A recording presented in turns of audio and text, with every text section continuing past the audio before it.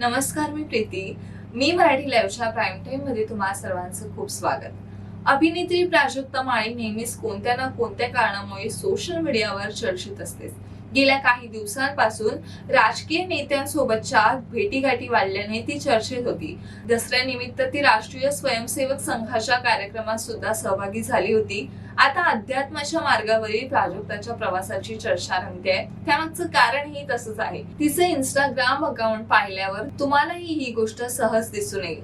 नवरात्रोत्सवास प्राजक्ता अंबेजोगाईला योगेश्वरी देवीचं दर्शन करण्यासाठी गेली होती. अंबे तुझवा असून कोण पुरविला आशा असं कॅप्शन देत तिने खास फोटो पोस्ट केले होते. फक्त एवढंच नाही तर तिने देवदर्शनाचा मोठा संकल्प सुद्धा केला आहे. छत्तीसगड मधील प्रचार महत्वाचा आहे की राज्यातील कायदा आणि सुव्यवस्था, असा सवाल करत ठाकरे गटाचे नेते आणि खासदार संजय राऊत यांनी देवेंद्र फडणवीस यांच्यावर जोरदार टीकास्त्र डागलाय. यावर राष्ट्रवादी काँग्रेस शरद पवार गटाचे आमदार जितेंद्र आव्हाड यांनी भाष्य केलं आहे. आव्हाड म्हणाले, सरकारने थोडं जबाबदारीने वागायला हवं. वेगवेगळे मंत्री वेगवेगळ्या कारणांनी घरी बसताय हे चांगलं नाही. त्यामुळे त्या मंत्र्यांनी आपली जबाबदारी ओळखून प्रचार आणि दौरे करायला हवेत. तर सध्या राज्यात कायदा आणि सुव्यवस्थेची परिस्थिती बिघडली आहे, त्याला गृहमंत्री जबाबदार आहेत. त्यामुळे सुप्रिया सुळे आणि राज्याचे गृहमंत्री देवेंद्र फडणवीस यांनी राजीनामा द्यावा अशी मागणी केली आहे. ती अत्यंत योग्य आहे असंही जितेंद्र आव्हाड म्हणाले आहे. मराठा समाजाला आरक्षण मिळावं म्हणून मनोज जरांगे पाटील यांनी आपला निर्धार कायम ठेवत आज सलग 6व्या दिवशी आमरण उपोषण सुरूच ठेवलं आहे.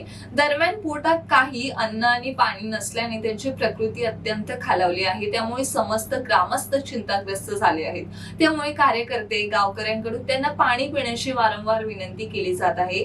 दरम्यान काल दुपारी 2 वाजता माध्यमांशी संवाद साधणार त्यापूर्वीच मनोज जरांगे पाटील हे स्टेजवर धाडकन कोसळले.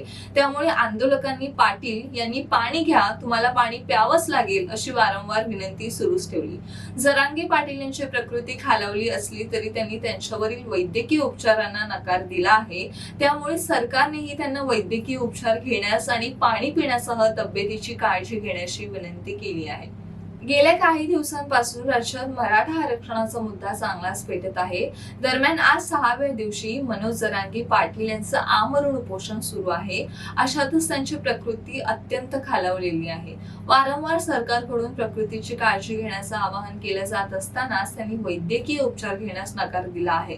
अशातच शिंदे सरकारमधील एका मंत्र्यानं मोठं वक्तव्य केलं आहे. मराठा समाजातील अनेक कार्यकर्ते हे मराठा समाजाला आरक्षण देण्यात यावं म्हणून अनेक दिवसांपासून आंदोलन करत असलेल्या आंदोलनामागील त्यांची भूमिका देखील योग्य आहे. परंतु राज्याचे मुख्यमंत्री एकनाथ शिंदे मनोज जरांगे पाटील यांना वारंवार मागणी करत आहेत की वेळ द्यावा, कारण मराठा समाजाला टिकणारा आरक्षण देण्याचा सरकारचा प्रयत्न असून तशी भूमिकाच राज्य सरकारची आहे.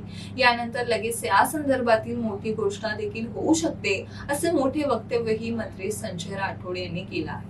मनोज जरांगे पाटील यांच्या उपोषणाचा आज 6वा दिवस आहे. त्यांना समर्थन देण्यासाठी राज्यभरात मराठा समाजाकडून आंदोलन केले जात आहे. या आंदोलनाला आता हिंसक वळण लागल्याचे पाहायला मिळत आहे. तर बीडच्या माजलगावचे राष्ट्रवादी काँग्रेस पक्षाचे आमदार प्रकाश सोळंके यांच्या घरावर दगडफेक करण्यात आली असून घर जाळण्यात आले आहे. इतकंच नाही, त्यांच्या गाड्यांची देखील तोडफोड करण्यात आली आहे. त्यामुळे अनेक नेत्यांची घराची सुरक्षा व्यवस्था वाढवण्यात आली आहे. अशातच राज्याचे कॅबिनेट मंत्री आणि ओबीसी नेते छगन भुजबळ यांच्या शासकीय निवासस्थानाची सुरक्षा वाढवण्यात आली आहे.